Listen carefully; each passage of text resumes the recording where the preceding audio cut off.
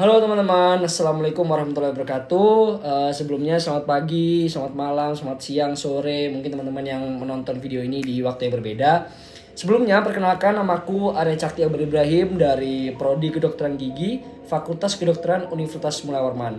NIM-ku itu 23100260036. Jadi di video kali ini, maaf ya belibet teman-teman. Jadi di video kali ini aku akan menjelaskan atau mengulas kembali apa yang telah diajarkan oleh ibu dosen kami, yaitu Ibu Nina, yang mengajar tentang bahasa Indonesia.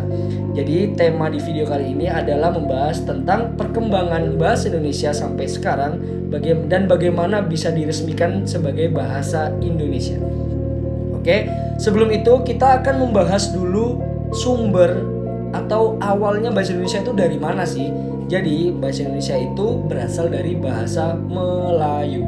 Bahasa Melayu dari mana? Yang ku tahu bahasa Melayu itu bahasa di negara tetangga nggak sih? Nah itu. Jadi dulu bahasa Indonesia itu berasal dari bahasa Melayu yang digunakan orang-orang untuk lingua franca. Sebutannya lingua franca. Jadi lingua franca itu apa sih? Jadi bahasa Melayu dulu digunakan orang-orang untuk yang pertama, perhubungan antar suku. Apa sih berhubungan antar suku? Contoh, perdamaian, komunikasi, dan segala macam kan. Oke, yang kedua, bahasa Melayu digunakan orang-orang untuk perdagangan atau tukar barang. Dulu kan belum ada jual beli ya, tukar barang kayak seperti itu, perdagangan dan segala macam, itu masih menggunakan bahasa Melayu. Nah, bahasa Melayu ini hampir di seluruh Asia Tenggara digunakan. Oke. Nah, kita nggak tahu nih bahasa Melayu itu di tahun kapan ditemukan, kan kita nggak tahu. Jadi tapi ada beberapa prasasti yang ditemukan bahwa bahasa Melayu itu pernah digunakan. Contoh prasasti yang ku tahu itu tahun 600-an lah, kalau nggak salah ya. Di tahun 600-an itu ditemukan prasasti dengan bahasa Melayu. Tujuannya apa sih prasasti itu? Prasasti itu sebuah media untuk berkomunikasi antar suku. Jadi dulu itu komunikasinya ya pakai prasasti, pakai batu, diukir-ukir gitu dengan bahasa Melayu. Itu namanya prasasti. Oke, kalau mau tahu tentang contoh bahasa Melayu nanti aku cantumin di atas ini ya. Oke, lihat sendiri. Ting. Nah, itu bahasa Melayu. Nanti bisa stop dan baca sendiri.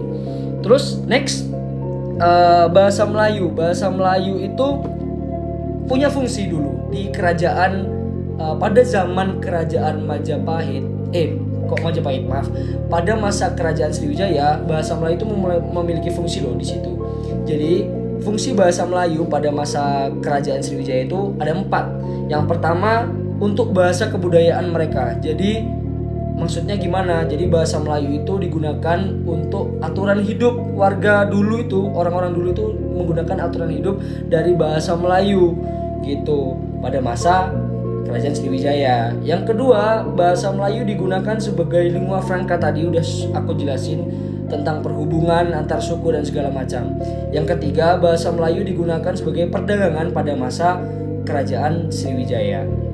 Yang keempat, yang terakhir nih, fungsi bahasa Melayu pada masa Kerajaan Sriwijaya yaitu sebagai bahasa resmi kerajaan tersebut.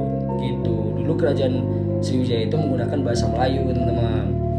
Jadi terus apa sih hubungannya dengan bahasa Indonesia? Jadi bagaimana bahasa Melayu itu bisa diangkat menjadi bahasa Indonesia? Itu yang pertama ada alasannya. Yang pertama, bahasa Melayu itu sistem bahasanya sederhana, dia juga gampang. Jadi alasan dia untuk diangkat menjadi bahasa Indonesia itu adalah itu satu. Yang kedua, bahasa Melayu ini aku agak lupa ya teman-teman. Jadi bahasa Melayu ini kenapa diangkat menjadi bahasa Indonesia, yaitu yang kedua, semua suku mayoritas itu menerima bahwa bahasa Melayu itu diangkat untuk menjadi bahasa Indonesia gitu. Kapan sih diangkatnya menjadi bahasa Indonesia? Jadi bahasa Indonesia itu diresmikan itu pada tanggal, aku lupa, Sumpah Pemuda, maaf ya teman-teman. Jadi diresmikan pada Sumpah Pemuda itu berbunyinya gini: kami putra dan putri Indonesia menjunjung tinggi bahasa persatuan bahasa Indonesia. Jadi pada tanggal segitu itu bahasa Indonesia diresmikan teman-teman. Itu. Nah, bahasa Indonesia sendiri itu memiliki fungsi sendiri teman-teman. Jadi tadi bahasa Melayu memiliki fungsi, bahasa Indonesia juga memiliki fungsi. Untuk Indonesia, untuk bangsa Indonesia, fungsinya ada 3 yang penting. Yang pertama, bahasa Indonesia itu lambang kenegaraan. Jadi bangsa kita itu memiliki lambang Garuda Pancasila kan, bener nggak? Ada tulisan Bhinneka Tunggal Ika. Nah itu masih termasuk bahasa Indonesia. Yang kedua, bahasa Indonesia digunakan untuk identitas nasional. Negara kita namanya Indonesia, jadi bahasa kita adalah bahasa Indonesia untuk identitas bangsa kita.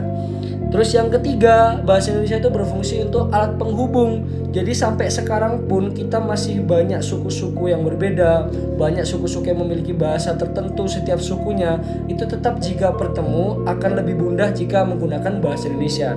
Jadi untuk bahasa penghubung, jadi tidak miskonsepsi dari kayak sana bahasa Jawa, sini bahasa Madura. Jadi kalau kita bertemu pasti menggunakan bahasa Indonesia agar dapat berkomunikasi dengan baik. Seperti itu. Sekarang bahasa Indonesia memiliki banyak fungsi teman-teman. Banyak perkembangan bahasa Indonesia. Terus bahasa Indonesia sekarang yang pertama, bahasa Indonesia sudah digunakan untuk pendidikan, untuk akademik. Jadi untuk sekolah-sekolah di Indonesia semua ini itu mayoritas ada, nggak mayoritas sih, semuanya ada pelajaran bahasa Indonesia, itu sudah pastinya.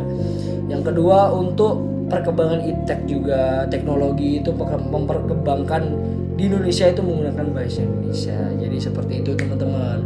Mungkin itu aja penjelasan saya untuk penjelasan aku untuk mengulas kembali tentang perkembangan bahasa Indonesia yang sudah dijelaskan oleh Ibu Nina. Jadi terima kasih teman-teman, kalau kurang jelas mohon maaf. Billahi taufiq wal hidayah. Wassalamualaikum warahmatullahi wabarakatuh. Bye.